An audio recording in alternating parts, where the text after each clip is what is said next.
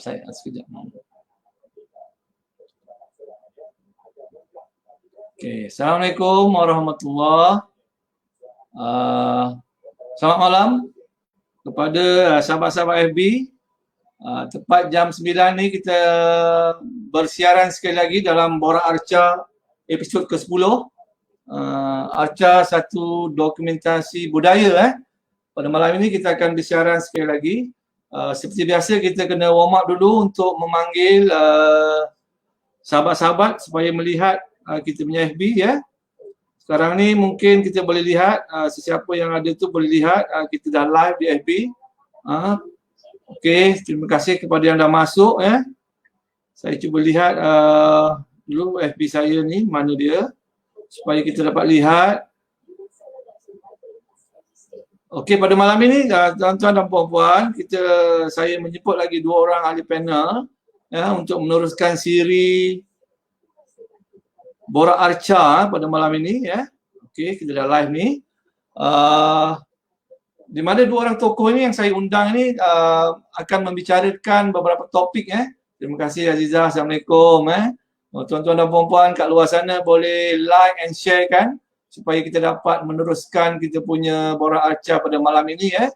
Kita tunggu dalam seminit 2 lagi supaya penonton untuk Borak Arca live ni memenuhi dan kita akan menjemput kita punya tetamu 2 orang tetamu untuk kita borak-borak lah malam ni persekitaran tentang seni dan budaya ya. Bagaimana Arca boleh membawa kesan budaya setempat dan sebagainya So 2 orang tokoh ini yang seperti yang saya wawarkan melalui promonya, Yang Mulia Tengku Raja Ahmad Aminullah seorang budayawan penyajar, penulis buku, intelektual juga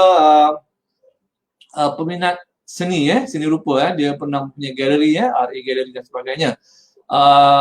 Panel yang kedua mungkin seperti yang diketahui juga saya menjemput ataupun mengundang Profesor Madya Dr. Baharudin Arus dari Universiti Sabah Beliau seorang penulis yang prolifik Yang pentingnya beliau juga seorang pengarca seorang ahli akademik, seorang researcher banyak kajian-kajian yang beliau buat. Terutamanya kalau kita masih ingat beliau ada membuat kajian tentang arca-arca Jahud dan Mahamri di Pulau Keri dahulu dan beliau mengeluarkan buku terbaru beliau pada tahun ini So kita tunggu lagi sebentar sahabat-sahabat semua sebelum kita mula secara rasmi dengan mengundang panel kita. So minta tolong sahabat-sahabat like and share. Abdul Rashid, Abdul Razak, Ismail, Alwi, Noah Fiza, selamat datang, Suzana dan rakan-rakan yang lain. Please like and share kan siaran kita ini supaya boleh dimanfaatkan oleh orang-orang di luar sana Okey, kita tunggu lagi sebentar, seminit lagi saya bagi tempoh dan kita akan mengundang 2 orang tokoh budayawan 2 orang tokoh akademik, 2 orang tokoh intelektual yang boleh berkongsi pengalaman berkongsi cita rasa tentang dunia seni tentang dunia sastra macam-macam lah. Kalau kita lihat banyak yang akan mereka bicarakan pada malam ini Okey, silakan tuan-tuan dan puan-puan untuk Waalaikumsalam ni Fawaz Terima kasih Fawaz, tiap-tiap minggu you join. Thank you very much Kita boleh tengok. Okey. Okey, kita menunggu lagi beberapa rakan-rakan untuk masuk supaya kita dapat meneruskan. Dan saya fikir malam ini merupakan episod ke-10 kalau ikut perancangan saya. Episod ke-10 merupakan episod terakhir untuk siri Borak Arca yang pertama Kita akan ada siri-siri yang lain dengan mungkin format berbeza. Saya akan lihat bagaimana benda ni boleh berlaku Okey, baik, saya rasa sudah cukup sebenarnya. Saya akan mempersilakan ahli panel kita Saya mempersilakan yang pertama Yang Mulia Raja Ahmad Aminullah silakan. Assalamualaikum Pak Ku. Waalaikumsalam Saudara Dr. Rosli. Assalamualaikum Pak Ku. Waalaikumsalam Saudara Dr. Rosli. Mungkin talian saya ada gangguan tuan-tuan. Assalamualaikum Pak Ku. Waalaikumsalam. Pak Ku. Waalaikumsalam. Apa khabar? Baik, alhamdulillah. Okey. Ya. Alhamdulillah. Alhamdulillah. Okey, saya mempersilakan panel yang kedua dulu Mungkin ada gangguan sedikit tapi tak apa. Saya persilakan Dr. Baha yang dari UMS. Assalamualaikum. Okey. Assalamualaikum, Prof. Waalaikumsalam warahmatullahi taala wabarakatuh dan selamat datang Pak Engku Apa Ya khabar, Ahmad. Prof? Baik, alhamdulillah. Terima kasih Dr. Rusli Saya ada gangguan. jemput saya. Okey.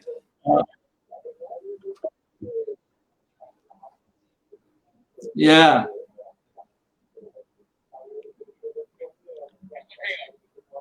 Okey, sama. Saya berbesar hati kepada dua orang panel, Pak Engku dan Dr. Baha ya, kerana sudi hadir pada malam ini, dan amat-amat saya rasa banggalah dengan kehadiran dua panel ini. Sama. Saya berbesar hati kepada dua orang panel, Pak Engku dan Dr. Baha ya, kerana sudi hadir pada malam ini. Okey, baik.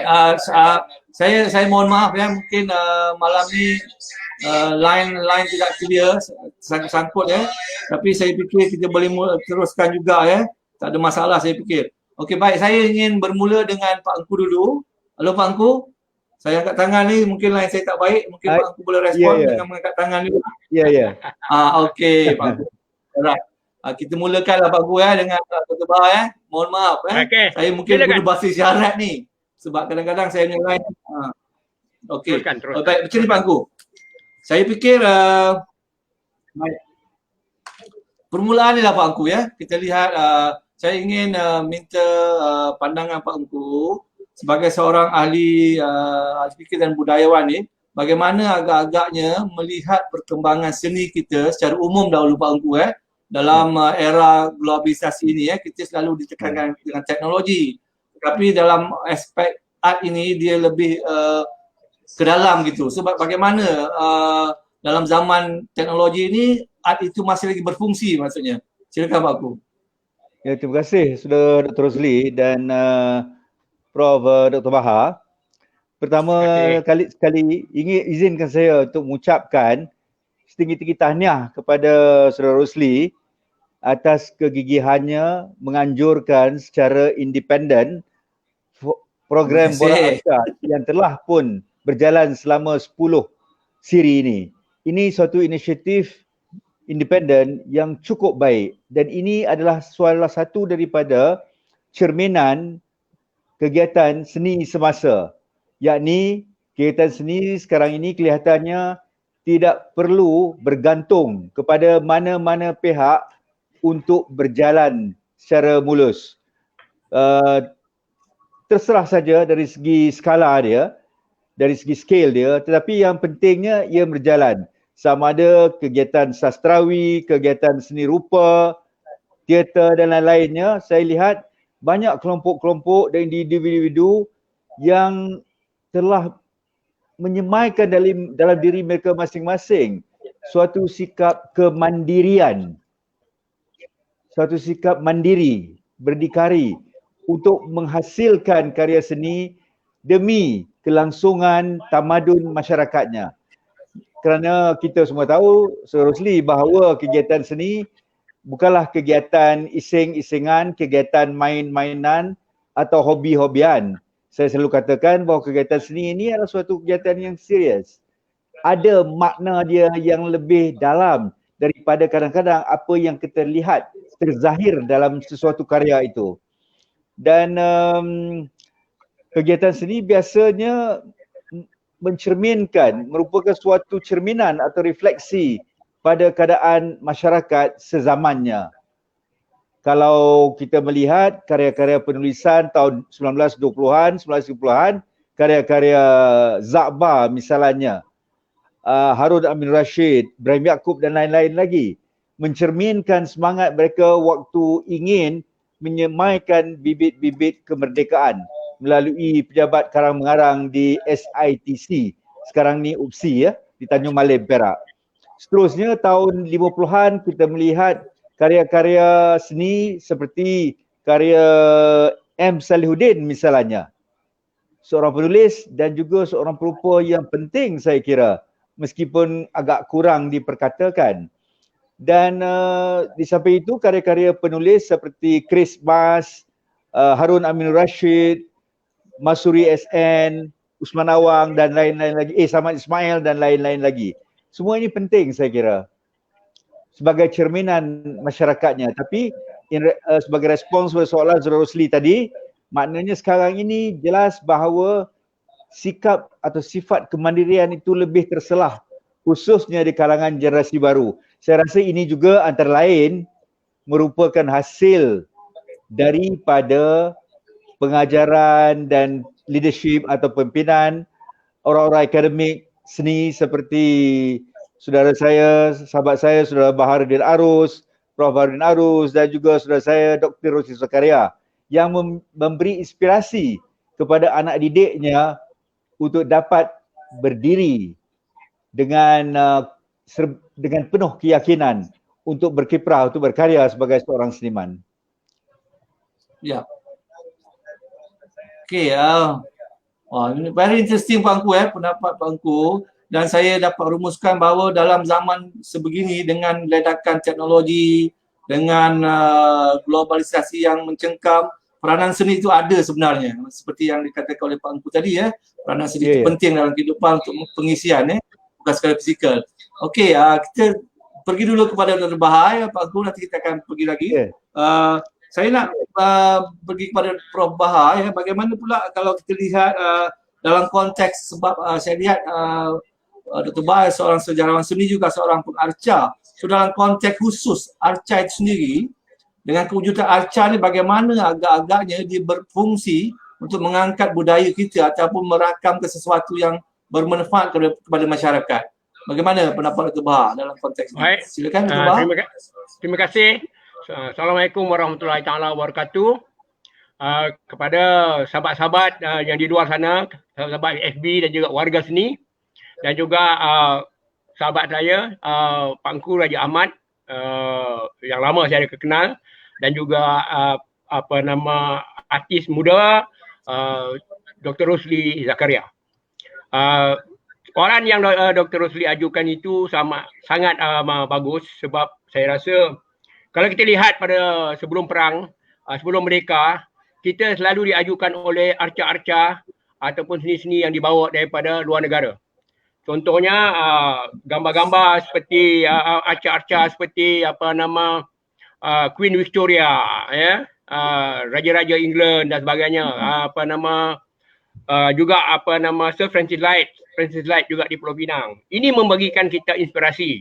Tapi mereka establishkan suatu budaya, iaitu arca tidak sesaja sebagai dekorasi, tetapi arca sebagai sesuatu yang perlu dimanfaatkan. Jadi tujuan mereka ialah nak establishkan identiti dia dan kekuasaan dia di tanah air kita. Ini juga kita reflect balik pada sejarah. Kita lihat pada zaman Yunani dan juga Rom. Setiap ceruk rantau di negara itu dibuat arca. Dibuat arca. Dan juga mozaik dan sebagainya, iaitu semua pemimpin-pemimpin pada masa itu yang bakal memimpin dan juga pemimpin yang ada diletak di ceruk-ceruk di tepi-tepi jalan agar rakyat melihat kekokohan atau kehebatan pemimpin mereka, seperti Perikles dan sebagainya, Julius Caesar dan sebagainya. Ini apabila dibawa ke negara kita, kita melihat ramai arcawan-arcawan. Saya ambil pinjam term daripada tipu saya, Dr. Zakaria Ali, arcawan-arcawan atau pengarca yang kebanyakannya daripada selepas mereka, iaitu tubuhnya UiTM. Kita melihat ramai artis-artis dari kalangan kita, iaitu arcawan dari kalangan kita seperti Tengku Sabri, Ramlan Abdullah, Zakaria Awang, dan ramai lagi lah, Ratib Muhyiddin, menghasilkan karya-karya yang berbentuk lokal, iaitu negara kita. Jadi arca-arca ini menyampaikan satu manifestasi tentang kehidupan Melayu dan kehidupan rakyat Malaysia. Kalau kita lihat macam arca Zakaria Awang, dia mewujudkan satu konsep Islamisasi ya di kalangan rakyat kita, masyarakat kita. Kita tengok Ramlan Abdullah, dia mewujudkan corak-corak ataupun bentuk-bentuk yang berkaitan dengan alam semula jadi. Ya, jadi ini yang kuat. Kalau kita lihat juga arcawan daripada bukan orang Melayu iaitu Anthony Lau. Dia mewujudkan banyak arca yang berkaitan dengan pokok, awan, iaitu karangan laut dan sebagainya. Ini satu yang baik sebab apa? Itu kita daripada arca yang daripada negeri Inggeris, sekarang kita mempunyai arca yang memasuk ke dalam alam dan budaya kita. Itu dah yang nampak. Banyak lagi lah kita boleh cerita tentang arca dan juga lukisan-lukisan. Kita hentak dari dulu macam Salihuddin dan sebagainya berkaitan dengan kedai kopi dan sebagainya, itu menggambarkan kehidupan kita pada masa dahulu. Ya, baik. Itu saya berhenti dulu lah. Macam mana Dr. Rosli, okey? Ya. Ya. Okey. Saya tertarik dengan pandangan Dr. Bahar. Maknanya arca-arca yang wujud ni sebenarnya membawa sesuatu ingin disampaikan. Kalau macam dikatakan tadi, sebelum zaman kemerdekaan ya, arca-arca yang dibina berbentuk figuratif contohnya, arca Franz Ferdinand, Fritz Lang, Temple Eiffel di Singapura, mereka cuba mengangkat diri mereka hero dia kata hero heroik gitu Tapi bila datangnya era-era selepas 80-an, Zakaria Awang membawa unsur-unsur arca yang berbentuk abstrak dan sebagainya. Jadi ini cuma merupakan satu historical yang boleh diterima ataupun diperlihatkan kepada rakyat kita lah. Jadi bagus, saya rasa amat teruja dengan itu. So saya nak pergi sharing dengan Pak Engku dulu ya. Sebelum saya pergi ke Dr. Bahar, saya untuk round kedua ni, ataupun soalan kedua, saya ingin sharing dulu. Pak Engku, saya ada sediakan beberapa hal dan mungkin nanti kita boleh ulas gambaran yang saya sharing ini Saya share dulu untuk Pak Engku. Sebentar Pak Engku ya. Dan mungkin boleh dikongsi bersama nanti Silakan ya. Okey. Sekejap gambaran yang saya sharing ini saya share dulu untuk okey. Mungkin boleh dikongsi bersama nanti Bentar saya slideshow. Okey.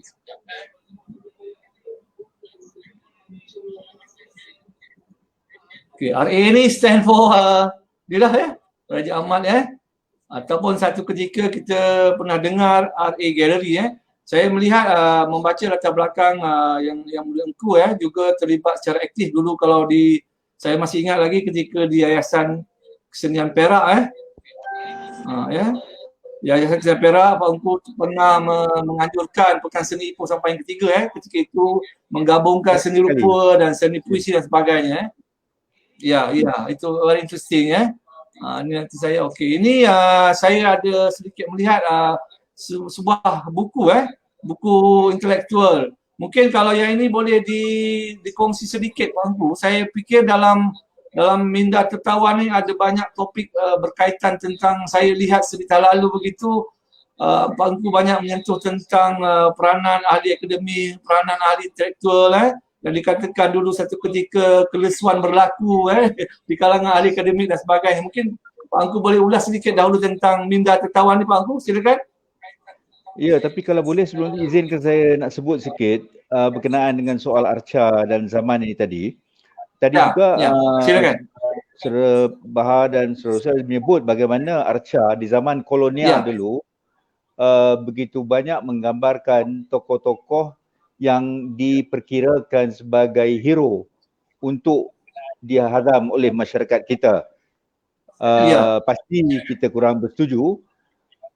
Tapi tujuannya itu adalah untuk pengukuhan empire, the strengthening of empire, mengukuhkan empire. Kerana kita harus ingat bahawa Britain menjadi suatu empire yang besar kerana sebahagian besar dari kekayaannya itu adalah daripada hasil ataupun pulangan daripada apa yang dia dapat dari ranah Nusantara ini, khususnya di Tanah Melayu pada waktu itu Dan kemudiannya sudah tentu apabila kita telah merdeka, kita melihat karya-karya perupa-perupa seperti Syed Ahmad Jamal, arca-arca mereka dan Anthony Lau.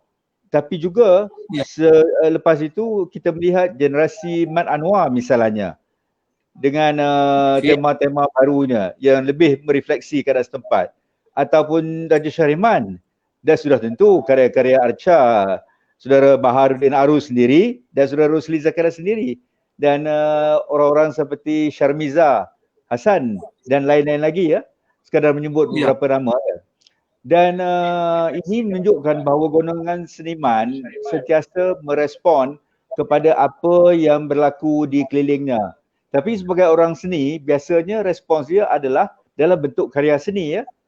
Tapi kalau khusus berkenaan dengan buku tersebut, sebenarnya apa yang ingin saya sampaikan adalah bahawa sama ada kita, golongan penulis, golongan sastra, golongan perupa, pemuzik ataupun apa sekali bidang pun ya, penulis ya, pentingnya mereka untuk bukan saja mengenali masyarakatnya secara primer, secara langsung ya, dan kemudiannya untuk mencerminkan apa yang berlaku di sekeliling masyarakatnya dalam karya seninya ataupun dalam karya penulisannya.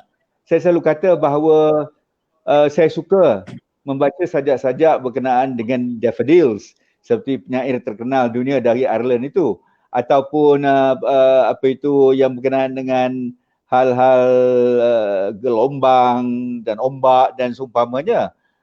Tetapi saya juga kata bahawa kita hidup dalam satu realiti masyarakat. Sudah pasti ada hal-hal yang berlaku di sekeliling kita yang harus kita garap dalam bentuk dan cernakan dalam bentuk seni. Kalau ianya keluar dalam bentuk propaganda, itu lain lagi, itu adalah agitprop. Tapi dalam bentuk seni, ya, sama ada dia sajak, cerpen, painting, arca atau apa sekalipun. Jadi soal pasal ini saya selalu quote daripada kata-kata yang ditulis oleh seorang intelektual Palestin bernama Edward Said, iaitu dia mengatakan bahawa tugas seorang intelektual, dan intelektual ini saya definisikan secara luas ya, seorang penyajak, seorang penulis, seorang pengarca, seorang ahli akademik, seorang ulama, seorang apa saja. Kerana saya tidak khususkan hanya kepada golongan tertentu. Saya percaya pada konsep organik intelektual ya juga. Yakni seperti Usman Awang misalnya. Meskipun tidak pernah menjejak kaki universiti, dia kita anggap sebagai seorang intelektual. Jadi tanggungjawab seorang intelektual, kata Edward Said, adalah untuk membongkar kesunyian. Excavating silence. Maknanya seseorang seniman dan seorang budaya tidak boleh diam dalam karyanya. Dia bukan orang politik, jadi respons dia adalah melalui karyanya ya. Saya masih ingat saudara Baharudin Arus dalam Festival Pekan Seni kedua di Ipoh. Saya masih ingat dalam suatu forum yang waktu itu kalau tak silap saya turut hadir Jim Supangkat dari Indonesia, Pak Merwan Yusof juga dari Museum Istiqlal, dan beberapa orang lagi, seorang kurator muda Asikin, dan yang dari kita Reza Piadasa, siapa macam lain lagi. Dan saudara Bahar dari audience duduk di belakang, dia telah angkat tangan dan dia telah mencabar. Soalannya sungguh mencabar. Saya rasa wah, ini masa itu saya baru nak kenal dia. Dia kata wah, ini bukan main lagi ni. Silap-silap lagi, soalan dia ni nanti menjempat ke saya masuk ke dalam pula. Dia kata golongan seniman, golongan mesti berani. Hatta kalau kena ISA pun kita mesti berani. Itu antara kata-kata soalan yang saya ingat sampai sekarang. Saya tak tahu saudara Bahar ingat tak? Ingat kan? Ingat. Itulah. Jadi kita bukan nak terlalu serius sangat. Kita serius. Tapi bukan makna kita harus sentiasa serius, tidak. Kerana kegiatan seni itu selain untuk memaparkan hal-hal yang serius, juga untuk menenangkan minda kita. Ya, kadang-kadang untuk mengacau juga minda kita supaya kita berfikir. Kerana kegiatan seni ini bagi saya dia mempunyai dua dimensi. iaitu yang keluar daripada rasa atau hati kita, dan keduanya daripada cerebrum atau benak atau pemikiran kita. Kalau boleh dapat dua-dua ini digabungkan, bagaimana ia digabungkan terserahlah kepada individu seni itu sendiri. Tapi kalau digabungkan, maka itu dah akan melahirkan karya yang boleh mencabar pemikiran. Dan sudah tentu pasti ada karya-karya yang kita kadang-kadang kita nak relax. Kita tak nak selalu kena cabar pemikiran kan. So kadang-kadang kita nak juga karya-karya yang relax. Jadi kita tengoklah apa itu lukisan gambar bunga ke atau gambar landscape dan sebagainya. Ini semua valid bagi saya. Tetapi jangan tinggalkan langsung apa yang berlaku di sekeliling kita.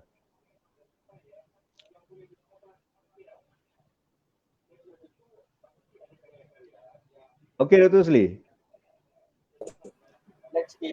Ya, okey. Thank you very much Pak Aku. Saya nak saya tertarik dengan istilah intelektual yang Pak Aku bawa tu. Saya pun ada baca dalam buku Pak Aku ya. Kalau kita kadang-kadang terperangkap dengan definisi intelektual tu hanya orang-orang akademik di Menara Gading dan sebagainya. Sedangkan sebenarnya tak begitu. Saya setuju sangat yang itu sebab dalam saya lihat Pak Aku cuba mengangkat isu-isu kelesuan ahli-ahli akademik dan sebagainya yang tidak mau bergerak lebih jauh lah.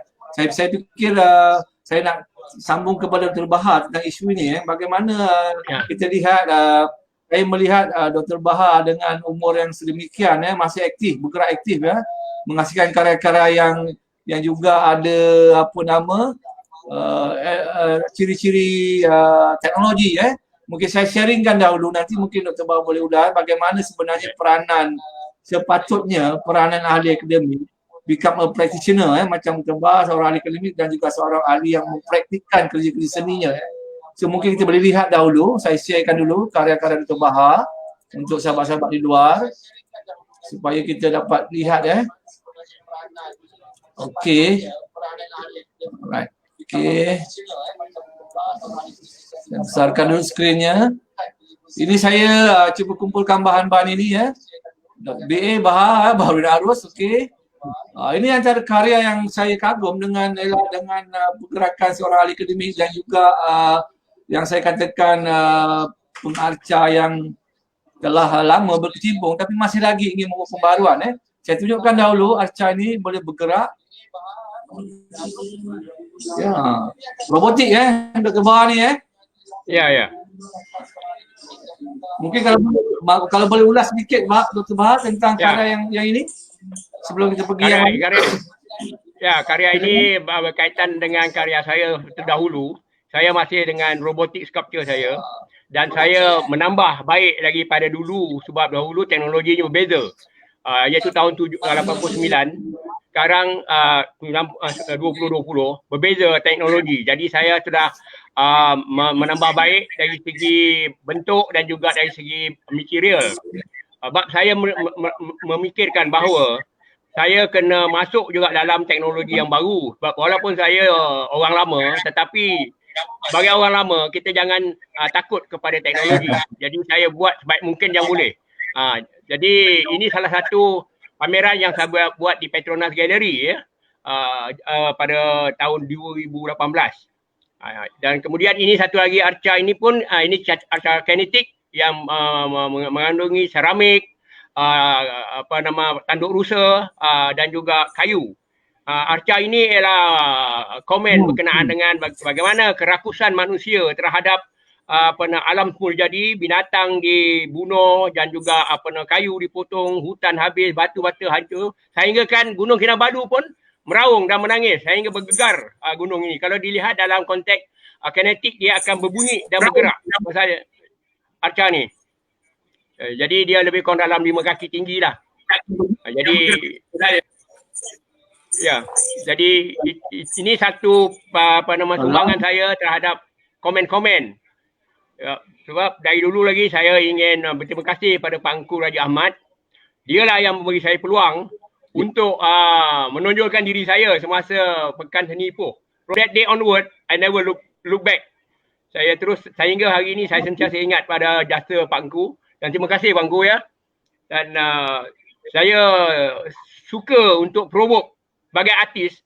kita kena provoke minda masyarakat supaya masyarakat akan menjawab apakah provokasi kita itu tadi. Bukan kita nak menjatuhkan masyarakat ataupun kita nak menunjukkan kita hebat, tidak. Tapi artis kena provoke. Bila artis provoke, baru dia memandang kita, baru dia melihat kita. Ini dari dulu pun memang saya provoke, sama saya verbal ataupun dari segi perbuatan karya-karya seni saya. Saya sentiasa memprovoke, yang ini yang saya bawa sampai hari ini. Kemudian yang kita lihat belah ni ialah satu lagi, iaitu saya sebagai kurator dalam pameran Manah. Karya Manah ini ialah karya-karya yang dipamerkan berkaitan dengan hasil-hasil indigenous art ataupun karya-karya orang-orang asli, orang-orang asal seluruh Malaysia. Orang asli Malaysia di Semenanjung, orang asli di Sabah, orang asli di Sarawak. Dan ini saya rasa kita perlu angkat. Sebab apa pun kita nak berkarya, kadang-kadang kita melihat ke belakang. Sebab kita punya budaya. Kita tidak boleh meninggalkan orang-orang asal ini pasal mereka tu adalah sama dengan kita dulu, asal-usul kita. Jadi kita nampak banyak karya-karya dan juga hasil-hasil kraft tangan mereka boleh kita garapkan di dalam karya kita. Contohnya kalau kita bercerita tentang installation, sekarang ni orang sibuk dengan installation. Kita patutnya menengok ke belakang tentang karya-karya orang-orang asal ini. Pasal installation itu adalah ritual yang perlu kita melihat dan bagaimana kita boleh garapkan. Begitu dengan performance ataupun karya seni lakuan yang sekarang sudah mula mendapat tempat di arena seni lukis kita. Pasal seni lakuan ini atau performance saat ini adalah karya yang mana pelukis bergerak aktif dan melakukan lakonan dan juga karya-karya yang ini buku tu Bah. Ya. Ini buku saya yang akan keluar dalam mungkin ujung bulan ini, iaitu karya yang saya kumpulkan, saya tulis dan saya buat analisis dan juga komen sikit berkenaan dengan pelukis-pelukis di negeri Sabah. Sebanyak 63 artis. Pelukis-pelukis 63, arcawan dan juga pelukis-pelukis muda kebanyakannya. Dan juga pelukis lama seperti Tina Rima. Contohnya Tina Rima, Datuk Yaman, arwah Datuk Yaman, Musyidi Nambi. Ini orang-orang lama umur yang dah 80-an dan dah tak ada pun lagi. Jadi orang-orang ini saya garapkan, masukkan, collaboratekan dengan apa yang berlaku dengan yang artis di negeri Sabah. Sebab saya bertanggungjawab. Sebab sebagai penulis, kita juga kena angkat artis-artis ni. Saya selalu bercakap dalam forum, as an artist, you should write not only yourself but also you write about your peer group. Because without that, orang tak kenal. Kita tak kenal artis. Banyak artis tapi orang tak kenal. Tanpa dikenal, macam mana? Tak kenal maka tak cinta. Itu saya punya slogan.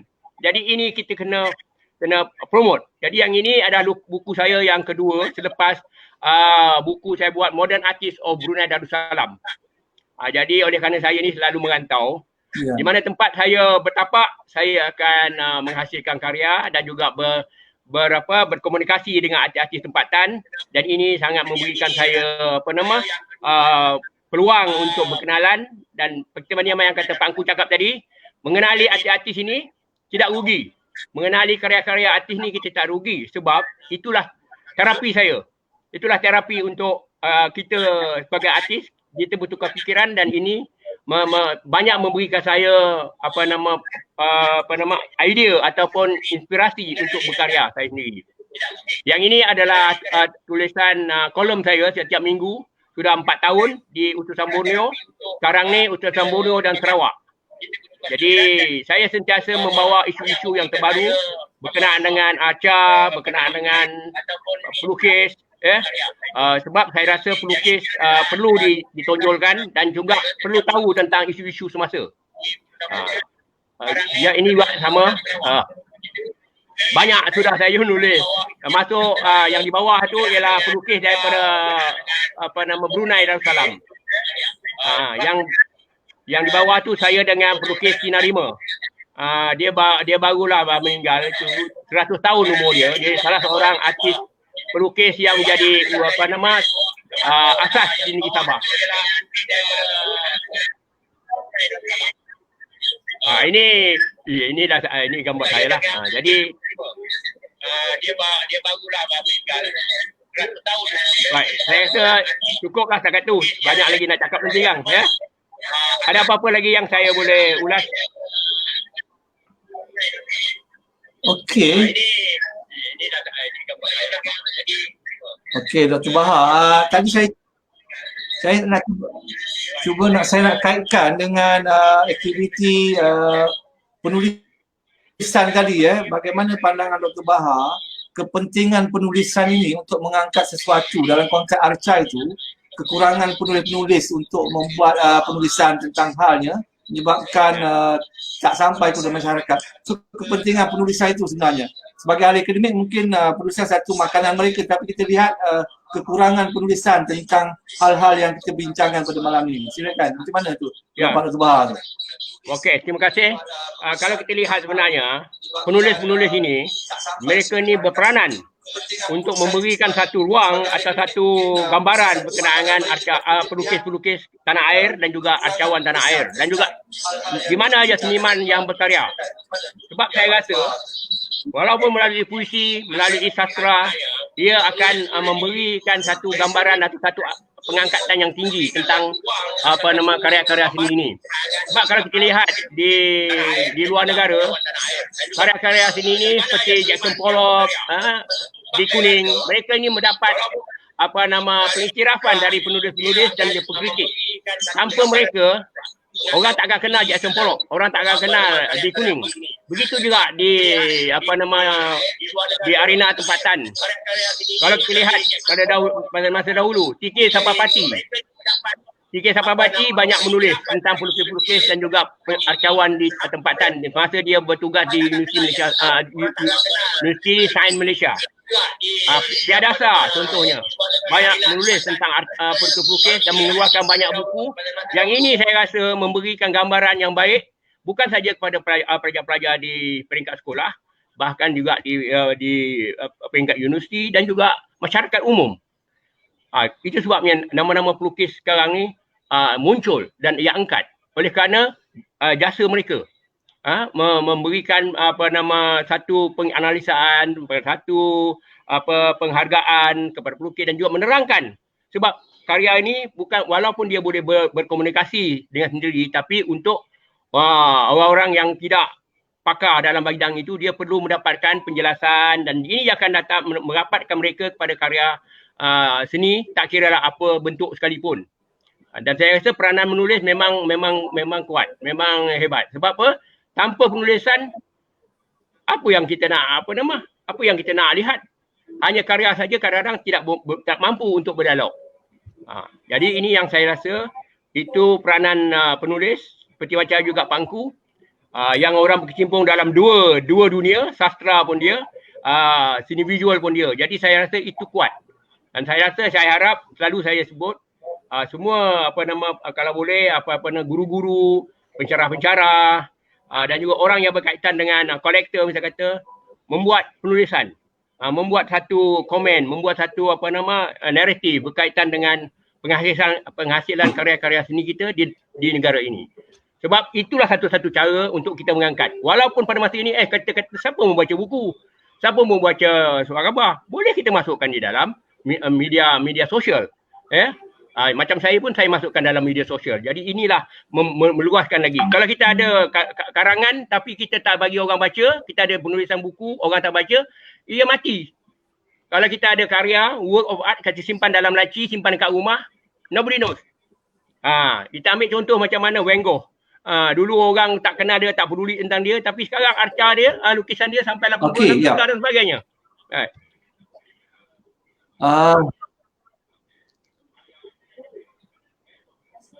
Okey. Dr. Rusli. Okey, Dr. Ya. Saya mohon maaf kepada ahli panel dan juga rakan-rakan FB. Mungkin ada gangguan yang ketara dari line saya sebenarnya. Tapi saya fikir suara kedua-dua panel boleh didengari kalau saya sembang dalam saya punya FB live ni, suara didengari So mungkin tak perlu saya pergi kepada Pak Engku, minta maaf Pak Engku Pak Engku. Mungkin saya ingin sebab kalau kita membaca latar belakang Pak Engku ni sebenarnya juga salah seorang pemimpin mahasiswa dahulunya seorang penggerak aktiviti mahasiswa. So bagaimana pandangan Pak Engku dalam waktu sekarang ini dalam konteks mahasiswa seni itu sendiri? Adakah mereka ini sentiasa untuk bergerak ke hadapan ataukah mereka ni sentiasa menjadi seorang yang kalau guru kata A dia kata A macam tu, kalau guru kata B dia kata B, dia tak ada keinginan untuk mencari, meneroka benda-benda yang baru dalam konteks semasa ni. Apa pandangan Pak Ungku dengan mahasiswa seni zaman sekarang jika dibandingkan dengan era-era Pak Ungku yang sentiasa ingin mencari kelainan tu? Silakan Pak Ungku. Saya rasa saya tidaklah layak untuk memberi huraian berkenaan kegiatan mahasiswa termasuk mahasiswa seni pada zaman sekarang ini, kerana kepercayaan asas saya adalah setiap generasi muda lebih mengerti zeitgeist atau semangat zamannya.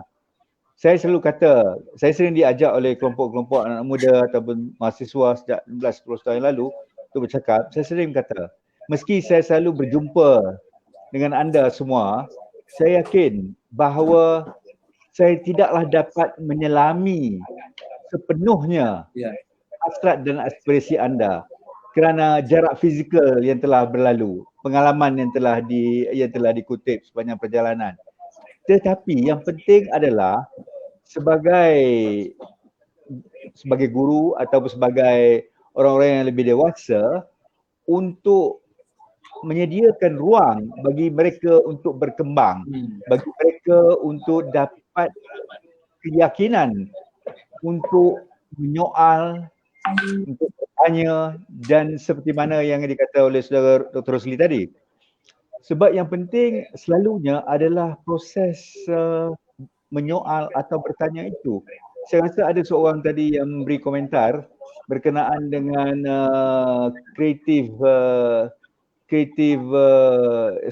saya lupa istilah dia guna, creative and destructive expansion ataupun lebih kurang begitulah. Maksudnya sehubungan ini yang lebih penting saya rasa adalah idea, kebetulan ini tajuk kecil buku bukan fiction saya, iaitu kesetiaan pada idea.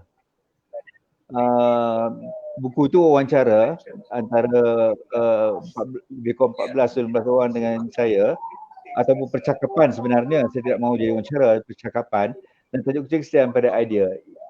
Dan memang saya ulangi dalam beberapa bab itu perkataan kesetiaan kepada idea itu, iaitu bermakna bahawa kita harus menggalakkan suatu semangat yang lari daripada feudalisme melulu kepada suatu semangat yang mementingkan orang bertanya dan bukannya mementingkan orang yang sentiasa ingin menjadi yes man ataupun ingin mengatakan saja. Saya faham ada ruang-ruang tertentu yang kita kena ikut apa yang diarahkan. Ada servis-servis tertentu. Tapi secara umumnya, apatah lagi dalam proses pembelajaran, adalah lebih baik kalau wujud suasana di mana soalan digalakkan, bertanya digalakkan, dan bukan bertanya itu dianggap sebagai sesuatu yang rebellious ataupun yang tidak ini. Sehubungan dengan apa yang Surah Bahar sebut tadi itu, iaitu kita bertanya, kita menyoal kerana kita ingin membangunkan persekitaran dan masyarakat kita, kerana kita kasihkan masyarakat kita. Kalau kita tak kasihkan masyarakat kita, kita kata biarlah seluncai terjun dengan labu-labunya, kita diam aja. Apa kebobrokan yang berlaku, kita diam aja. Kita tangkap remote, kita jaga diri kita aja. Tetapi tak boleh, sebab ini amanah dan tanggungjawab kita sebagai makhluk yang dihadirkan oleh Tuhan di muka bumi ini. Jadi kita bertanya. Bila kita bertanya, kita bukan orang politik. Kalau orang politik bila bertanya, sebab kadang-kadang dia bukan sejujurnya bertanya, dia ingin menggantikan orang yang sedia ada atau kelompok yang sedia ada. We are in power game. Kita bertanya supaya orang-orang yang berwenang boleh menjawab atau sekurang-kurangnya menerangkan kepada kita. Itu yang kita inginkan. Jadi bertanya ini adalah penting, sebagaimana kata seorang penyair Polandia tahun 50-an dan 60-an, Czesław Milosz, poetry itu, penulisan sajak itu adalah sebagai witness kepada zamannya.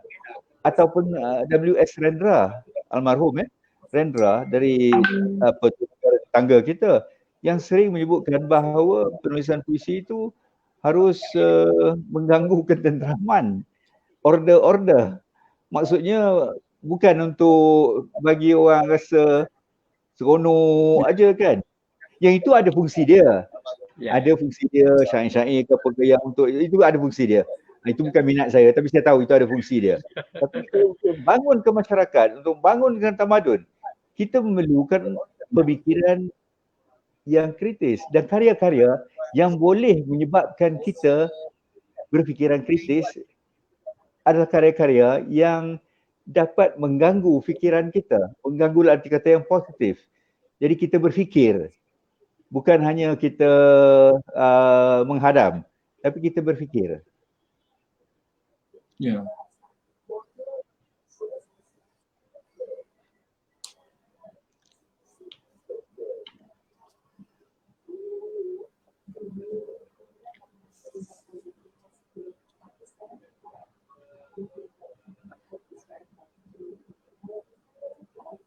Ya. Okey, kita ada gangguan. Okey, saya tertarik dengan pemandangan yang Pak Ungku berikan tadi. Saya fikir mungkin saya kurang jelas dengar tapi saya rasa penonton di luar lebih jelas dengar. Cuma saya fikir saya nak lanjutkan saja kepada Dr. Bahar. Tadi kita lihat bagaimana permasalahan mahasiswa tadi tu ya. Ya. Okay. Jadi sekarang ni mungkin saya nak lanjutkan dalam konteks arca atau pengarca muda dengan yang lama sebab kita ada isu. Ada dua isu di sini yang saya cuba naikkan. Pertama kita kata perbezaan antara seniman muda dengan seniman lama. Idea yang muda tu dia banyak ilmu tapi yang yang lama dia banyak pengalaman. Kadang-kadang dua ni dia belaga, dia tak boleh jalan seiring dalam konteks itu. Kemudian dalam konteks seniman juga dia sering dikatakan artis yang ada kelulusan akademik dengan artis yang self-taught. Dua-dua ni kadang-kadang tak sehalus ataupun masing-masing ingin apa kata orang? Aku betul, engkau tak betul. Engkau tak betul, aku betul. Macam tu. Dua-dua isu ni boleh sikit saya ingat Prof tolong komen ke sikit bagaimana? Okey. Terima kasih Dr. Rosli dan juga Pangku dengan pandangan Pangku yang begitu konseptual tadi, begitu mendalam. Analisis berkaitan dengan budaya dan sebagainya ya. Saya terus kepada sebab saya duduk di pendidikan ni sudah lama lah sebab sejak tahun 75 hingga sekarang saya masih lagi mengajar. Jadi direct to the student. Kalau kita lihat student yang dahulu, pelajar-pelajar lama, kita dulu susah nak buat rujukan. Kalau dulu kalau nak buat rujukan kena duduk berkampung di dalam library.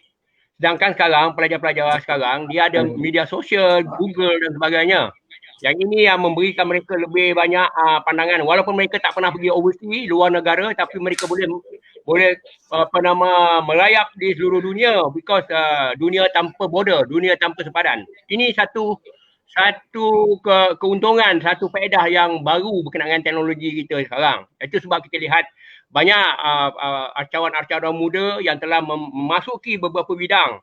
Itu maksudnya digital, multimedia, new media dan sebagainya yang dulu adalah satu alien.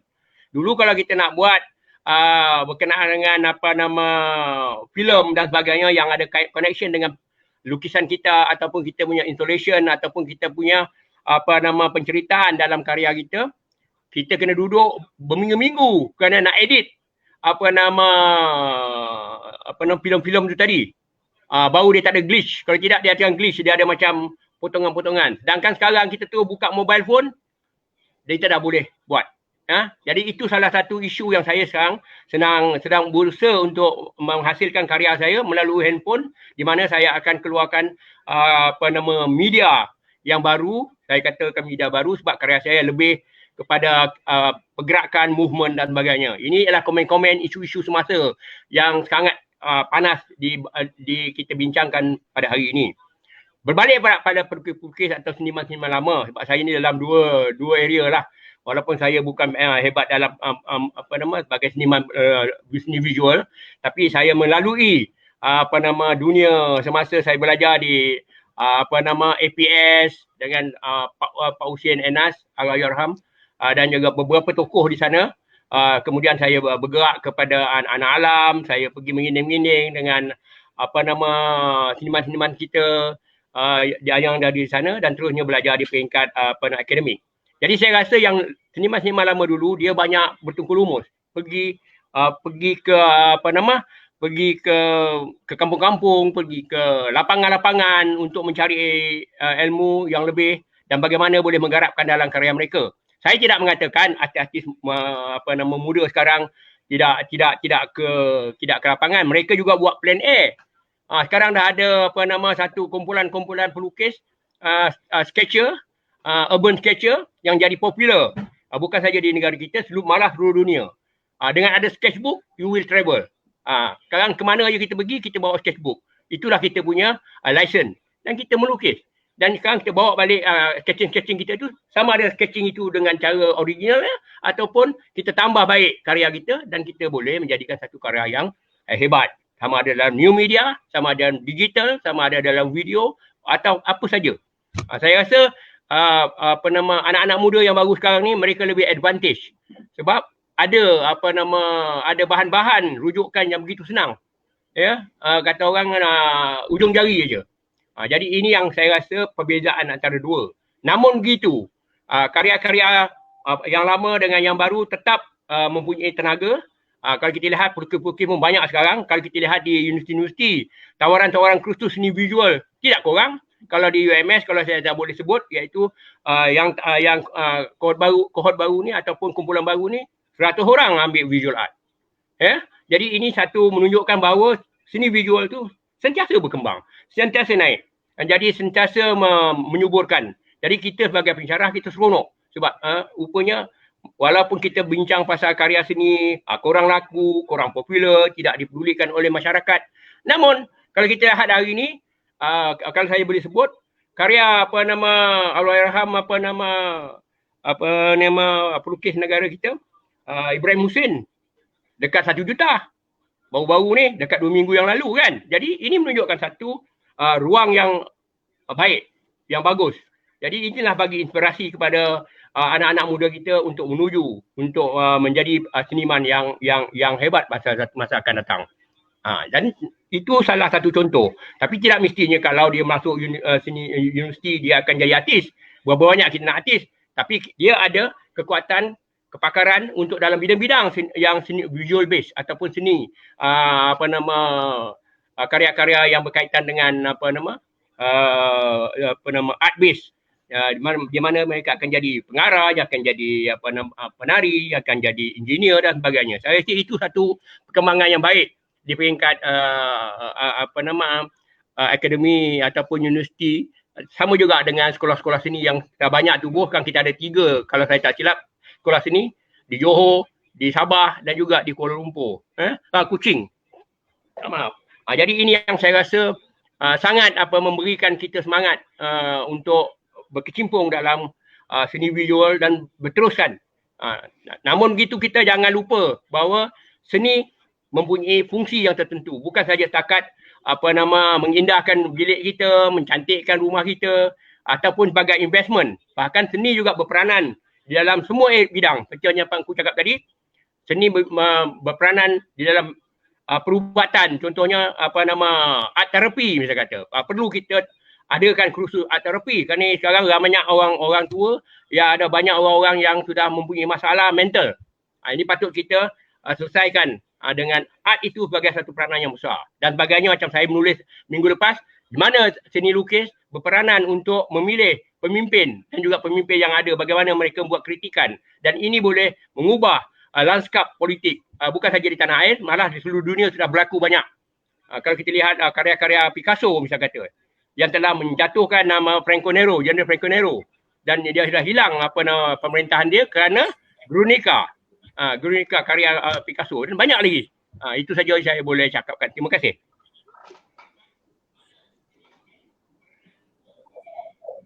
Ya.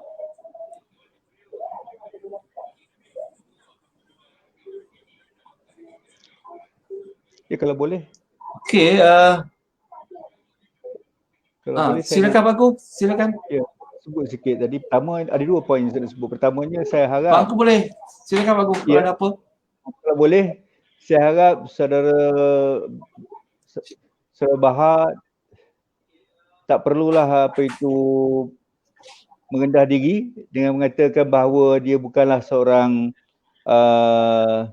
apa itu seniman yang terkenal. Saya katakan bahawa karya saudara Bahar sebagai seorang guru, sebagai seorang pensyarah, sebagai seorang profesor, mengajar di beberapa buah negara di samping tanah air sendiri, dan karya-karya arcanya itu adalah sesuatu yang pada hemat saya mempunyai makna yang tersendiri. Terima kasih Sudah Pak Aku. tentu saya rasa apabila disebut tu barangkali sebahagian daripada masyarakat barangkali lebih tertarik dengan karya-karya perupa selebriti. Ya. Saya harap kita harus bezakan antara perupa yang serius dan perupa yang selebriti. Boleh saja kalau sesiapa nak menikmati karya-karya kedua-dua kelompok ini. Tapi bagi saya lebih penting adalah karya perupa yang serius. Sebagaimana bidang-bidang yang lain, kadang-kadang selebriti ini mempunyai nuansanya yang tersendiri yang belum tentu seserius itu dengan karya seseorang perupa yang bukan selebriti. Jadi pada saya tak perlu mengendah diri. Saya tahu itu budaya kita, tapi kadang-kadang kita juga harus menunjukkan kepada masyarakat bahawa kita adalah orang yang yakin dengan apa yang kita buat. Dan keduanya, peranan seni ini sebagaimana kita kata adalah untuk buka, selain daripada membina tamadun dan seumpamanya dalam proses, membantu proses membina tamadun, dia juga adalah pembukaan minda. Saya masih ingat seorang rakan sekolah saya, senior saya 2-3 tahun, yang karya seni dia top di sekolah dulu dan masih disimpan di sekolah itu 40 lebih tahun kemudian. Tetapi kemudian ternyata dia tidak menjadi seorang perupa, tapi dia tetap merupakan seorang yang kreatif sebagai seorang pengurus sehingga menjadi ketua kepada, pada suatu waktu dulu, ketua kepada perusahaan minyak nasional kita. Memimpin perusahaan minyak kita dan dianggap sebagai seorang pemimpin perusahaan yang baik sehingga apabila dia tidak lagi bertugas di sini, dengan cepat dan pantas dia disambar oleh negara jiran untuk mengepalai syarikat besar di negara berkenaan. Jadi maknanya latihan ataupun background sebagai seorang yang terlibat dalam seni ini tidak mestinya untuk menjadikan dia sebagai seorang penyair, sebagai seorang penyajak, sebagai seorang pelukis sahaja. Boleh saja, valid saja, tetapi juga kalau dia boleh membantu membuka minda dia untuk menjadi lebih kreatif, itu sudah satu sumbangan yang besar kepada masyarakat kita. Ya, Rosli.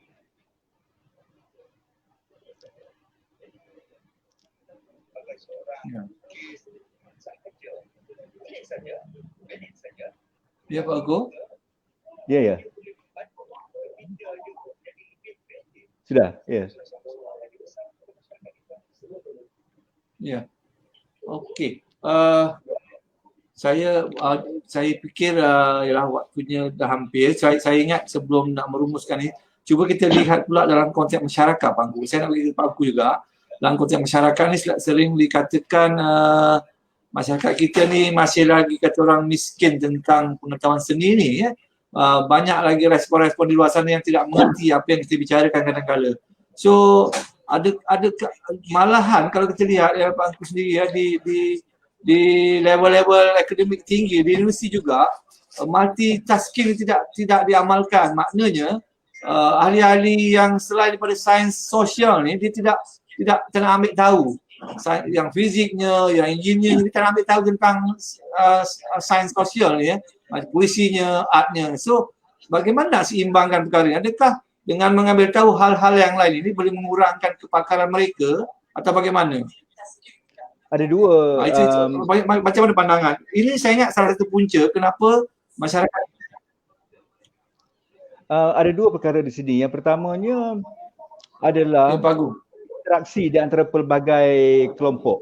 Sebab itu waktu saya merumuskan festival antarabangsa Pekan Seni Ipoh di Perak antara tahun 1996 hingga tahun 2000, selama 5 tahun berturut-turut, saya dengan bantuan kawan-kawan seperti saudara Bahazin, saudara almarhum Syed Ahmad Jamal, Izzah Pedasa dan lain-lain lagi, saya menganggap bahawa niat saya untuk melakukannya itu pertamanya adalah untuk mewujudkan interaksi daripada seniman daripada pelbagai genre. Perupa, orang teater, waktu itu saya ingat kita adakan Norma Nurbin untuk teater Mahkamah Keadilan karya Taufik Al-Hakim dan juga Keshenjit saya pernah undang. Jadi teater dan kita ada elemen popular juga. Ada pertandingan nyanyian lagu-lagu P. Ramlee yang popular segmen. Dan macam-macam lagi. Sebab kita nak supaya daripada pelbagai kalangan ini dapat berinteraksi dalam suasana santai selama seminggu waktu festival itu berjalan. Yang keduanya tadi berkenaan dengan Dr. Rosli, saya dah lupa sikit apa soalan dia tadi tu, yang kedua tu. Yang soalan Dr. Rosli tadi berkenaan dengan ada. Soalan Dr. Rosli ni berkenaan dengan budaya tadi. Budaya ke bangku tadi? Budaya. Ya, tapi ada lebih spesifik yang Dr. Rosli tanyakan tadi. Ya. Oh ya, ini bagaimana saya bertanya Pak pasal memasyarakatkan kegiatan seni ya. Masyarakat tadi. Saya rasa ini juga kalau yang di universiti dari perguruan tinggi itu saya rasa saudara Rosli, saudara Bahar lebih mahir bagaimana untuk menanganinya. Tapi saya ingin bercakap secara umum, iaitu kita jangan salahkan masyarakat kalau mereka kurang memahami kegiatan kita, kegiatan seni. Kitalah yang harus membawa seni itu kepada mereka. Seperti mana misalnya sejak 10 tahun belakangan ini saya cukup gembira apa saya melihat seniman-seniman muda membawa karya seni, membawa pekerjaan seni mereka ke dalam masyarakat. Pernah ada kelompok di Kelang misalnya, saya lihat. Dan mereka berinteraksi dengan masyarakat, mereka membuat mural di tiang-tiang dan sebagainya. Dan kemudiannya ada yang bikin teater di Johor Bahru dulu, satu kelompokan saya lupa namanya. Dia membuat teater di lorong belakang waktu malam. Jadi ini semua merupakan suatu usaha untuk membawa seni itu lebih rapat dengan masyarakat. Atau juga seperti kegiatan urban sketches misalnya. Kerana apabila mereka buat sketching, pasti orang akan melihat dan bertanya. Saya pernah saksikan begitu. Jadi maknanya kegiatan seni itu senimanlah yang mempunyai tanggungjawab juga untuk membumikan kegiatan seni dia. Dan itulah yang saya maksudkan tadi, antara seniman yang serius atau perupa yang serius dengan seniman yang selebriti. Kerana seniman yang serius tidak harus menunggu untuk diangkat, untuk dinobatkan, tapi sebaliknya dialah akan membumi, dialah akan pergi. Dan selagi kita menganggap bahawa kita seharusnya tidak menganggap bahawa masyarakat itu bersalah kerana tidak memahami kita. Seharusnya pada saya kita harus agak kita yang bersalah kalau tidak berusaha untuk memahamkan kegiatan kepada mereka. Dan dalam hal ini apa yang Prof Bahar sebut tadi itu penting, iaitu penulisan. Forget about the part where penulisan itu barangkali orang baca tak baca, sebab saya tahu ramai orang baca. Kawan-kawan muda saya baru dalam seminggu ni dia dah buka 2 kedai buku independen. 2 kedai dan mereka mempunyai apa yang baru mereka telah mendapat sales yang agak bagus. Yang boleh dia boleh. Jadi maknanya masih ada lagi orang yang membaca. Dan sudah tentu yang membaca di media sosial juga ramai. Sama ada baca blog, Facebook dan lain-lain lagi. Jadi penulisan itu penting. Saya tahu apa itu saudara berdua menulis, Dr. Zakaria Ali menulis, Hasnul J. Saidon menulis, Sarana Abdullah menulis, dan ramai lagi yang generasi sekarang ni yang menulis. Sama ada Mulyadi menulis, dan maknanya sudah ada suatu core yang menulis. Challenge dia berandai bagaimana untuk melebarkan lagi, meramaikan lagi orang yang menulis berkenaan dengan seni dan segala permasalahan seni. Dengan itu insya-Allah saya rasa kita boleh itu membantu proses pemurnian dan pembaikan masyarakat kita. Sebab kita semua tahu bahawa kita dilahirkan untuk mengenali satu sama lain. Dengan bagi kita yang beragama Islam, misalnya kita afdal, kita maklum dengan konsep lita'arufu misalnya. Kita mengenali, kita dijadikan berbagai kaum, berbagai puak supaya kita satu sama lain. Bukan untuk membenci antara satu sama lain. Jadi melalui pemahaman dan karya, dan saya kata golongan seni is a very unique position. Dia barangkali in a sense, dari satu segi macam bola sepak juga. Dia boleh menjadi faktor secara santai, secara organik, faktor pemersatu. Kalau kita pergi tengok bola sepak, kita tengok, kita tak tanya dia siapa. Dia mewakili kita. Dia mewakili negara kita. Sebab ada nama dia Muqtada Hari, Santokh Singh ke, Sochin An ke, dia mewakili negara kita. Dan itu juga dalam karya seni juga. Yang penting adalah karya itu seharusnya mencerminkan masyarakat kita. Terima kasih. Boleh saya tambah sikit? Okey, saya mau nak suruh Dr. Wah disambah sikit lagi supaya dia lebih tu. Okey, silakan. Ya, berkaitan dengan seniman berganding dengan masyarakat. Saya pagi tadi telah dipanggil oleh saudara Hanid, itu bekas ketua pengarah Balai Seni Lukis Negara dulu, yang mantan saya kena bagi tahu supaya orang tahu bahawa dia mentanyakan saya bagaimana seniman boleh berkolaborasi dengan masyarakat. Saya bagi satu contoh lah, di Sabah ni ada beberapa kumpulan, sama ada individu ataupun kumpulan. Contohnya Pangrok Sulap misalnya kata. Pangrok Sulap ni ialah anak-anak muda yang mempunyai kumpulan yang pergi ke pendalaman. Bukan saja dia melukis, mengajar, tapi memasangkan paip. Mencari elektrik untuk dapatkan api. Ini orang kampung yang ke pendalaman di negeri Sabah ni memang zaif lah. Saya minta maaf cakap lah, sebab saya selalu keluar four-wheel drive, off-road.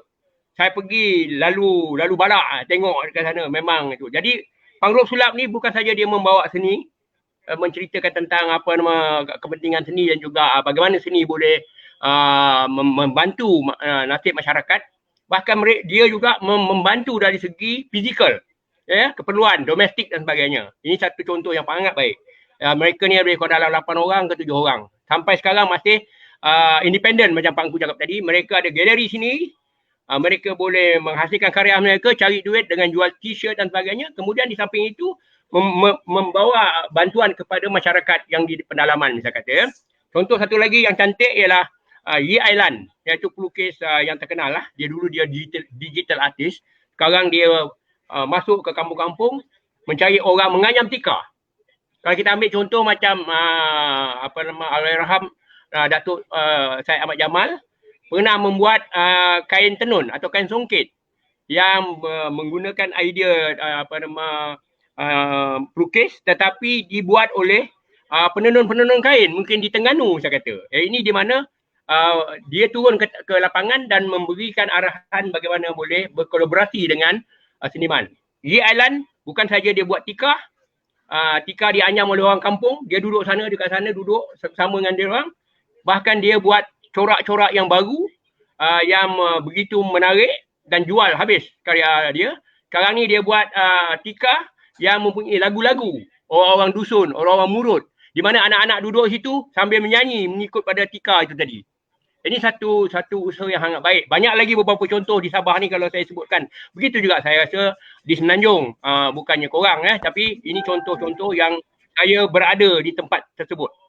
Kemudian saya rasa kita perlu meneruskan. Tidak macam dulu lagi kita melukis dekat studio, kita buat arcah dekat studio kita seronok sendiri je. Kemudian kita hantar karya itu untuk dipamerkan. Sekarang pelukis turun ke padang, pergi bertemu dengan masyarakat dan memberikan gambaran dan memberikan satu bantuan-bantuan, sama ada seni visual, bersajak dan sebagainya. Sebab saya sekarang minat dengan penyajak seperti Wiji Tukul, Ehsanat Said, Usman Awang, kerana saya suka puisi-puisi ni suatu yang begitu menarik sebab ia provoke minda saya, dia provoke minda kita. Wiji Tukul misalnya contoh kan, dia mula menjatuhkan satu pemerintahan. Soeharto contoh, minta maaf lah saya sebut, kadang-kadang saya ini lebih keluar sikit, tapi saya rasa perlu pelukis tahu. Saya sangat seronok dengan Wiji Tukul punya puisi. Saya sangat seronok dengan Rendra punya puisi sejak dulu, walaupun saya ini susah nak dapat bahasa-bahasa yang cantik-cantik. Dan artis saya rasa kita tak usah concentrate dengan art saja. Masuk architecture, masuk dalam psikologi, masuk dalam perubatan saya kata.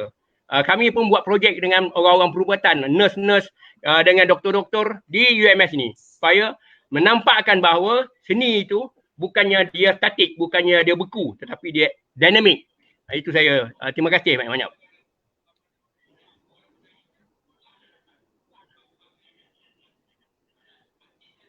Terima kasih Dr. Bahar ya. Saya tak dapat tu sangat, tapi saya very interesting.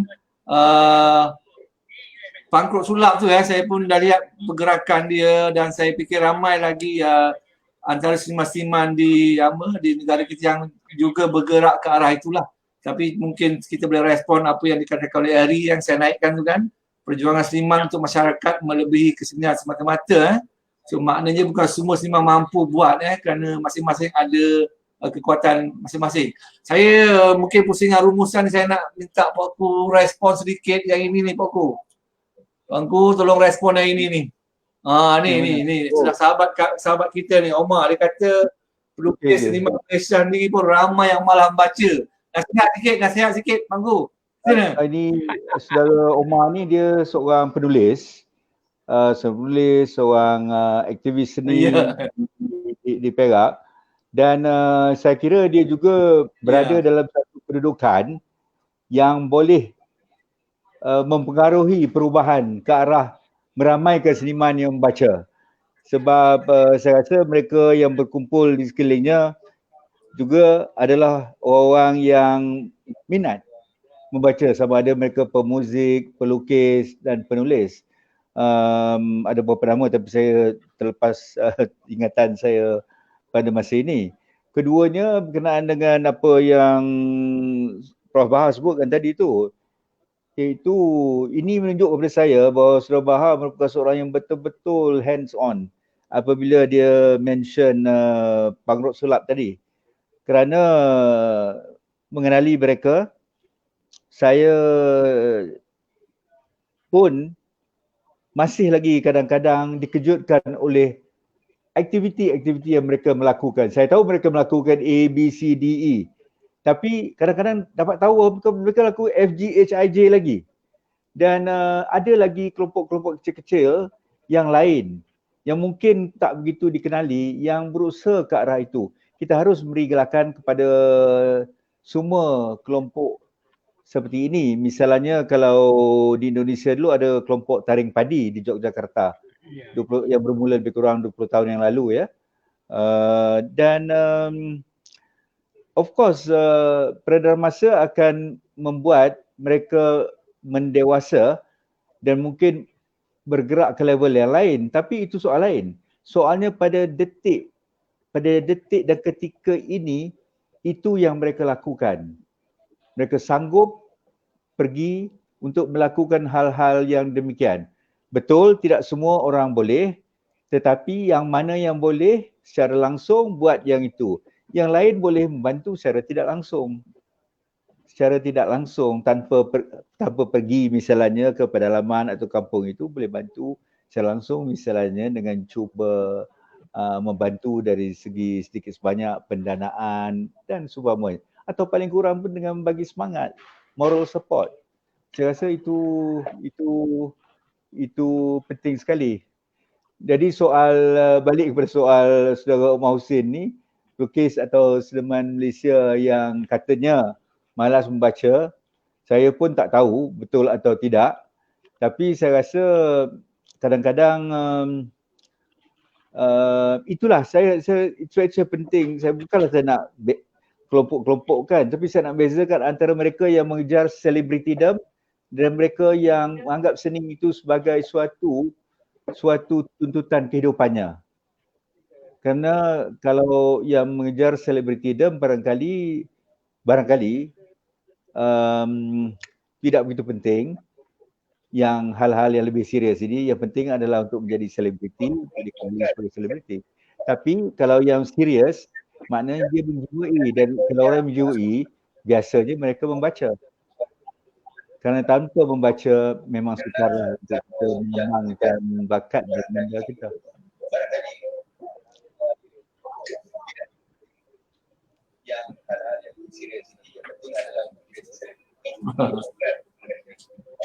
Okey,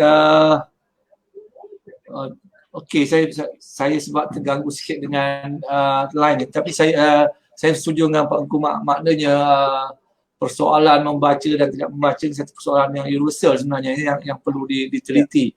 Okey, baik, saya fikir untuk borak acara malam ni banyak input-input yang kita dapat dari kedua-dua panel. Dua-dua panel mengutarakan pendapat-pendapat dan juga pandangan-pandangan yang amat menarik. Dan saya dapat lihat banyak respon dari sahabat-sahabat FB yang cuba berkongsi dengan kita, tetapi saya fikir tak mampulah saya nak angkat semua pertanyaan-pertanyaan atau pandangan-pandangan mereka ini. Dan saya harap nanti setelah selesainya borak acara kita boleh lihat, panel-panel juga boleh lihat dan respon kepada semua komen-komen yang kita dapat daripada penonton-penonton ataupun sahabat-sahabat FB di luar.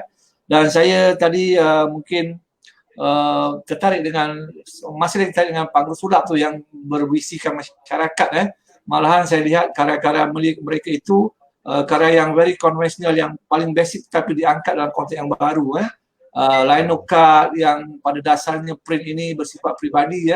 Kalau kita lihat bagaimana lino card ataupun card ni dibuat dengan konsep yang sederhana, tapi di tangan panggung sulap ni dia bersifat komuniti. Dia nyeprit besar, beramai-ramai memijak dan sebagainya. Semua berinteraksi dengan suatu keadaan yang menarik. Ini yang saya lihat berlaku oleh kumpulan mereka itu. So baiklah, saya fikir kita akan cuba tamatkan sesi borak acara episod 10 ni dengan dua panelis. Saya bagi kesempatan kepada Pak Engku dan juga Dr. Bahar untuk membuat sedikit rumusan ataupun nasihat-nasihat akhir lah sebelum kita tamatkan borak acara untuk kali ini. Saya mula dengan Dr. Bahar dulu. Silakan Dr. Bahar. Sedikit rumusan perbincangan kita ataupun borak-borak malam ni. Ya. Terima kasih Dr. Rosli dan juga Yang Mulia Pak Engku. Saya sangat seronok pada malam ini kerana dapat menyumbang apa yang saya boleh sampaikan lah. Sebab saya rasa kita berbincang tadi berkaitan dari seni lukis, seni arca, kemudian penulisan dan juga berkaitan dengan masyarakat. Saya rasa inilah masanya pelukis dan seniman memainkan peranan, bukan saja seniman seni visual, bahkan semua seniman sekali, sama ada dia sastrawan ataupun penari ataupun dia dramatis, kita kena bergabung sama-sama untuk memberikan satu kedudukan seni ini agar diterima oleh masyarakat. Macam kata Pak Engku tadi, kalau kita tak menulis, macam mana orang nak tahu? Kita nak harapkan orang lain menulis pun susah juga. Jadi kita kena cari seniman yang boleh menulis. Kau tulis tentang aku sikit. at least ada kat something. Bukanlah kita nak promote diri, nak bermegah ataupun nak rasa sombong. Tidak. Tapi apa yang kita buat ini, macam saya cakap tadi, kalau saya buat lukisan, saya nak orang menonton karya saya. Sama ada melalui media massa ataupun pameran yang sebenar, ataupun sekarang ni melalui maya. Sebab menonton nak pergi ke pameran tak boleh. Macam yang Pak Angku cakap tadi kan, kita menulis. Memanglah orang tak semua membaca. Tetapi sekarang ni media massa ada, media social media ada. Kalau tak boleh kita nak baca, tengok dia punya dokumentari. Lambat-lambat dokumentari sampai tak boleh nak tengok satu hari pun kita tengok dokumentari macam-macam. You don't want to read, you look. Mata kita ada, telinga ada, kita dengar. Jadi zaman sekarang kita tak boleh mengatakan kita tak ada masa nak baca. Tak apa, okay, good. Tapi kita ada channel lain. Dan saya pun juga begitu. Kalau saya duduk, kalau tak saya baca, saya tengok TV, tengok membaca dan mendengar muzik ke apa sebagainya. Baik, itu saja. Dr. Banyak-banyak. Terima kasih.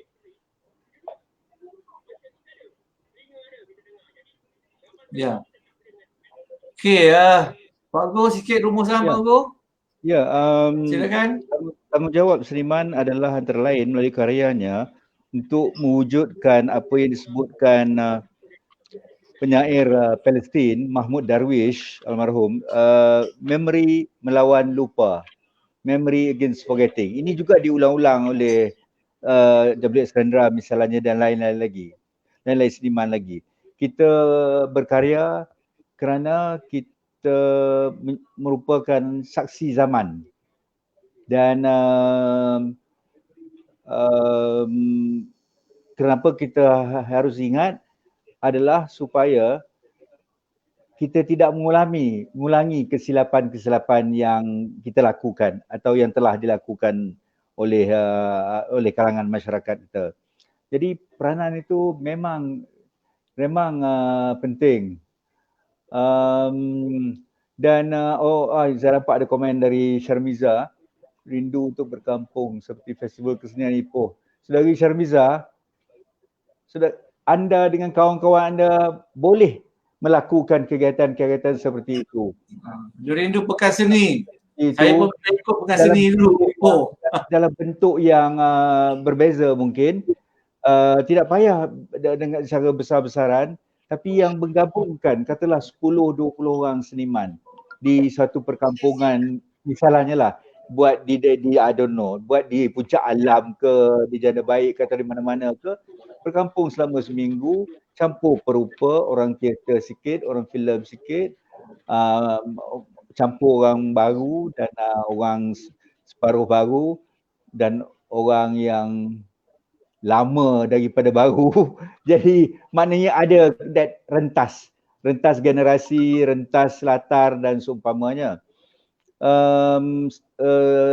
Akhirnya saya tak ada apa-apa nasihat atau untuk kawan-kawan, tapi saya lihat komentar-komentar yang tadi pun dari Saudara Wahab dan saya belum pernah jumpa, dan ada Fawaz dan Eri dan lain itu, saya rasa itu menggambarkan bahawa minat pada program Borak Arca ini telah jelas.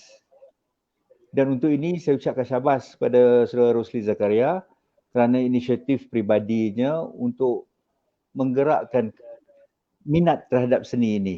Ini adalah satu contoh. Ini adalah suatu contoh bagaimana kegiatan yang bersifat mandiri dan tidak harus bergantung kepada institusi. Patutnya institusi harus membantu, tapi tak apa. Kalau tak ada pun kita buat. Seperti mana saya pernah baca dulu di negara tetangga, seorang pelukis kerana tidak dapat meruang untuk melakukan pameran di mana-mana galeri, akhirnya dia membuatkan pameran secara kecilan di rumahnya. Dia tinggal di kawasan seperti Gang Kelinci, yang ada Gang Kelinci. Ada lagu dulu Gang Kelinci, tapi kawasan macam itu, kawasan kumuh. Ya. Tapi wartawan-wartawan sini datang ke tempat dia. Peminat seni juga datang. Jadi maksud saya, kita buat apa yang kita boleh buat. Jangan kerana kita tidak dapat support, kita give up. Kita tak buat apa-apa. Itu yang harus kita lawan. The easy way out. biarlah kita berusaha untuk melakukan apa yang terdaya oleh kita dengan gabungan support dari kawan-kawan dan seumpamanya. Macam Sir Rosli, saya kira mendapat support daripada kawan-kawan untuk melakukan program ini. Kita mendapat seorang profesor seni rupa yang banyak pengalaman dia. Dia telah pergi ke Brunei, Sabah, ke Penang, USM dan ke Kelang, ke mana-mana lagi untuk berjaya dalam bidang untuk memberikan ilmu yang dimilikinya kepada pelbagai generasi. Ini semua penting dan semua ini adalah penting dan menjadi batu bata ataupun kerikil yang membina sebuah bukit atau sebuah gunung. Terima kasih. Ya. Terima kasih Bangku. Terima kasih Pak Aku. Yang ujung-ujung tu hebat tu, membina bukit.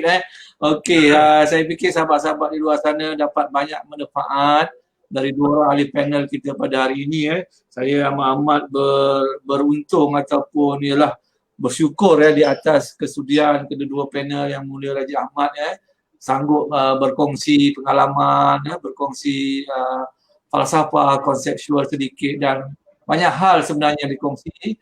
Prof. Malia Dr. Baharudin Arus orang lama yang memang pengalaman tak boleh dinafikan, pengetahuan ni bersama jalan seiring dan boleh tolerate, boleh meraihkan semua gaya, style, whatever lah dalam seni ni So saya fikir dua tokoh ini yang saya bawa pada malam ni, tuan-tuan dan puan-puan, amat-amat beri sokongan. Terima kasih Pak Angku, terima kasih Dr. Bahar di atas perkongsian pada malam ini. Okey, untuk akhirnya saya fikir saya ingin sharing satu lagi beberapa hal dari ini saya ambil dari buku saya mungkin nak sharing dengan penonton di luar seperti biasa. Saya takut saya lupa. So sebelum kita keluar saya sharing dulu apa yang saya ingin sharing ni ialah di mana dia? Okey, sebentar saya dah tertutup tadi maaf saya cuba cari dulu. Okey. Maaf. Okey, nanti saya cuba sharingkan.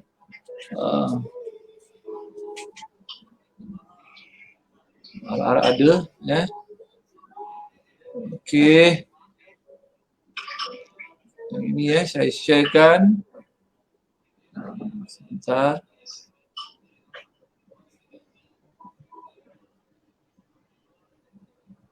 Yalah, teknikal minta maaf tuan-tuan dan puan-puan. Minta maaf Bangku, Dr. Bahar. Okey. Teknologi. Okey. Okey, saya cuba sharingkan. Biasalah ni teknologi kan. Biasa. Okey, ini ni kalau dah nampak di skrin saya fikir dapat tengok ada Dr. Bahar, Bangku. Yang ini ni dah keluar dah keluar.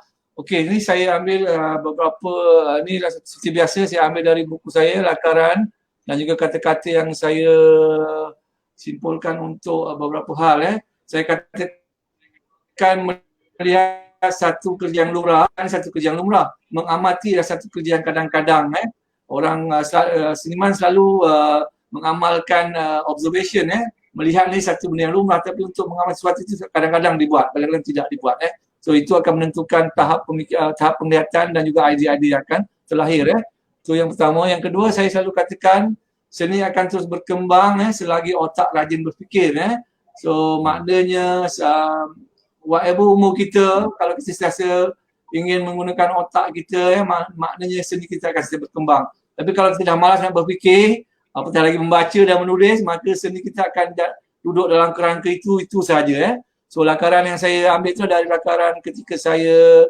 menghadiri simposium Archa di Changchun, China tahun 2016 Itu dia yang kedua.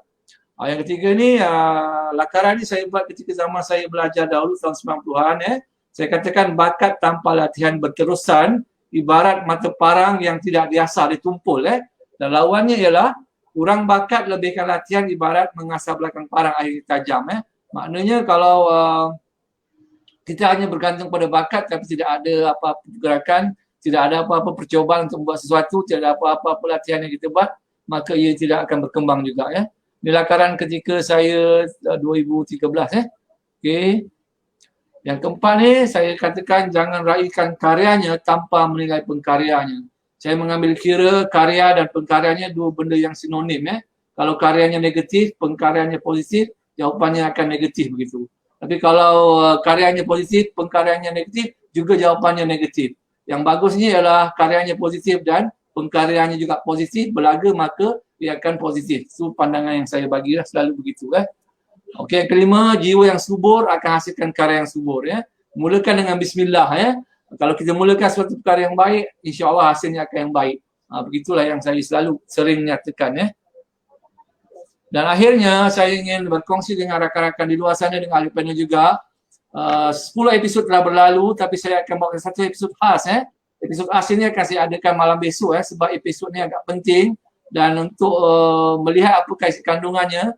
Episodnya mungkin tidak lama tapi dalam setengah jam ke 40 minit tapi episod ini saya bagi satu tema biasa yang luar biasa Azian Hashim So mohon sahabat-sahabat di luar untuk bersama-sama mengikuti episod khas ini yang saya tak akan buat dalam kerangka tertentu tapi saya lihat sesuatu keistimewaan maka saya bawakan episod khas ini untuk besok.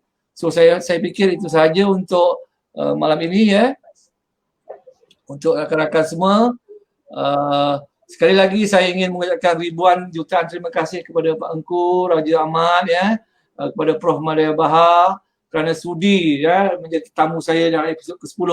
Saya doakan mudahan kedua-duanya sihat, diberkati dan mempunyai kesihatan yang berteruskan. Terima kasih sekali lagi kepada Dr. Bahar, terima kasih kepada Pak Engku. Kita akan jumpa di lain siaran nanti. So terima kasih kepada semua.